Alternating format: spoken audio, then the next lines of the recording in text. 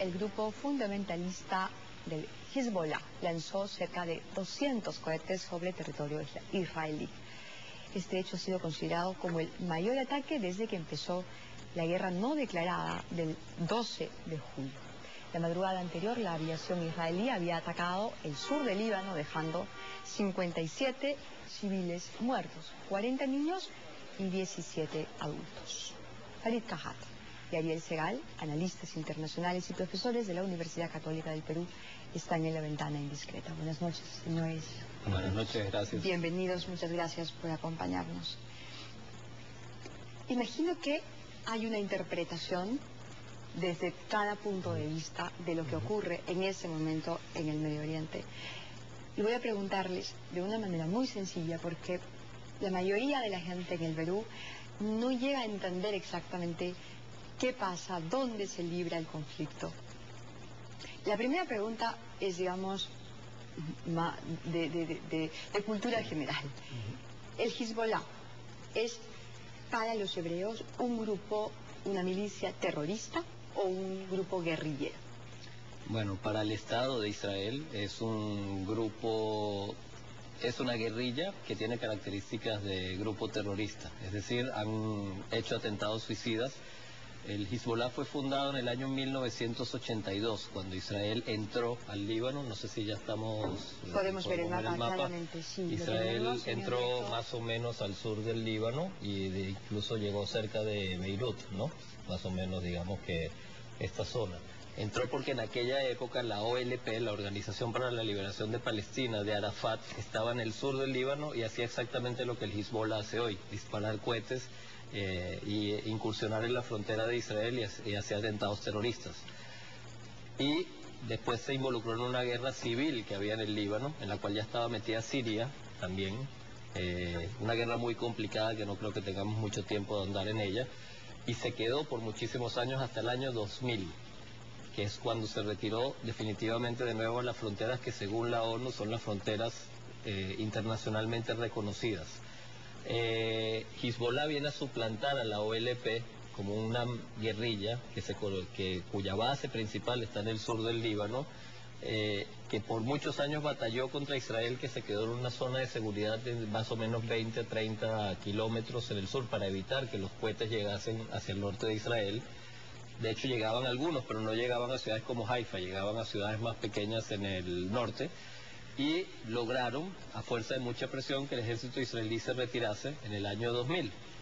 ¿Qué es Hezbollah exactamente? Un grupo de chiitas musulmanes. Los musulmanes están divididos básicamente en dos grandes ramas. Están divididos en más, pero para simplificar. La rama sunita, que es la mayoritaria en el mundo, y la rama chiita, que es la minoritaria. Pero en Irán, país que no está en el mapa, está un poquito en el mapa. Creo que Farid está sentado en Irán, más o menos. Exactamente. Irán es el único país de mayoría chiita donde hay un gobierno fundamentalista chiita, y ellos apoyan al grupo chiita radical que es Hezbollah, que está en el sur del Líbano. Y ahora va a permitir que Farid continúe. Por supuesto. ¿Cuál es el punto de vista, Farid? Bueno, en el caso de Hezbollah tiene tres grandes temas de agenda. El primero, temas estrictamente libaneses, temas nacionales que la mayoría de libaneses comparten. Uno de ellos es, Israel no se retiró de todo el territorio libanés, se retiró de esta franja, pero había quedado una pequeña zona contigua a Siria llamada Granjas de Sheba, muy pequeña, que todavía está en posesión de Israel. Ahí la historia es francamente surrealista, ¿no? Porque por un lado Israel, con apoyo de Naciones Unidas, alega que ese territorio es sirio. Siria alega que es territorio libanés, Líbano alega que es su territorio, y aparentemente es territorio libanés porque cuando uno ve datos tan elementales como los documentos de identidad de la gente que vivía antes de la ocupación israelí, y los títulos de propiedad son títulos y documentos emitidos por el Estado libanés. Estamos hablando de Estamos hablando de una zona aquí. Una pequeña zona por acá. Ajá. Entonces, hay un argumento primero de que las granjas de Sheba son territorio libanés todavía bajo ocupación israelí. Lo que queda claro es que es territorio ocupado por Israel, no podría discutirse si es sirio o libanés, pero no es israelí. Además, Hezbollah tiene otra reivindicación que es la liberación de un número indeterminado de prisioneros libaneses en cárceles israelíes, ¿no? Si supuestamente el conflicto ha acabado, no habría justificación posiblemente para ello. Esos son dos objetivos que en general son compartidos. Hezbollah además es respetado en el Líbano porque libró una guerra de resistencia contra la ocupación israelí durante 18 años y logró la evacuación de Israel del territorio libanés. Y en el sur del país tiene una red de servicios sociales que suplen al Estado en buena medida. Pero digamos, esos son los dos primeros temas, ¿no? Territorios que todavía estarían bajo ocupación israelí y prisioneros. Hay además un tema de agenda panárabe, porque los libaneses son árabes, como la mayoría de los países del Medio Oriente. Y esa agenda panárabe es, digamos, luchar contra Israel también por el hecho de que ocupa otros territorios árabes, las alturas del Golán, Siria, y ese es un elemento en común en esta zona, ¿no? Entre Siria y el Líbano, digamos, o por lo menos entre Siria y Hezbollah, y los territorios palestinos ocupados, Cisjordania y Jerusalén Oriental, en esta zona, y la Franja de Gaza.